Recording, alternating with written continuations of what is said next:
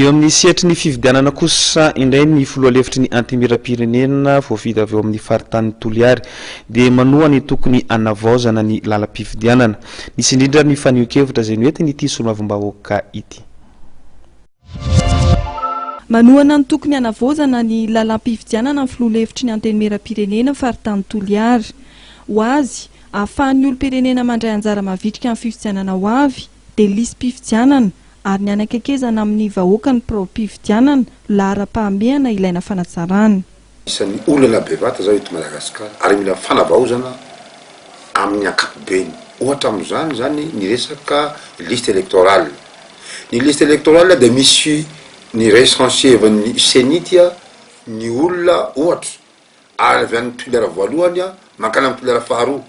Izay tsy misy fantany na olona maty na olona efa tsy hotsony hany ka misy olona zao Anymorombe tafiditra anatin'ny liste électorale amin'ny pilera D, nisy zany. De misy olona avy amin'ny pilera D Anymorombe na anampany. Zay zavatsy zay zany tokony hisy fanavaozana lehibe ny tiako tenenina marina fa tsy tokony ho indépendant ny olona manao recensement fa azadino fa tokony hiara-miasa amin'ny président fokontany ny lay mpanao recensement hanamoraina ny olona ho ao anatin'ny liste électorale ray zany zay.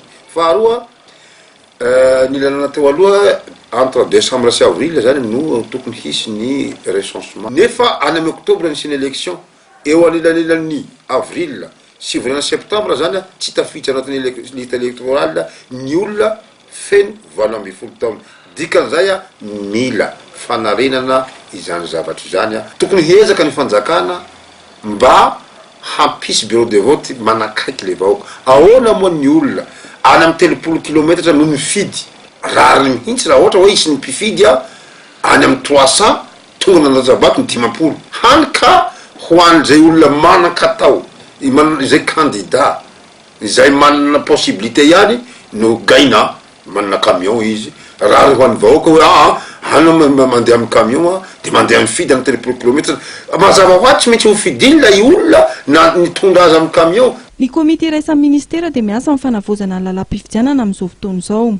Ireo volavolan-dalàna avoakan'izy ireo dia heverina fa handalo eo anivon'ny antenimieram-pirenena amin'ny fivoriana ara-potoana faharoa izay hanomboka ny talata fahatelo ny volana oktobra.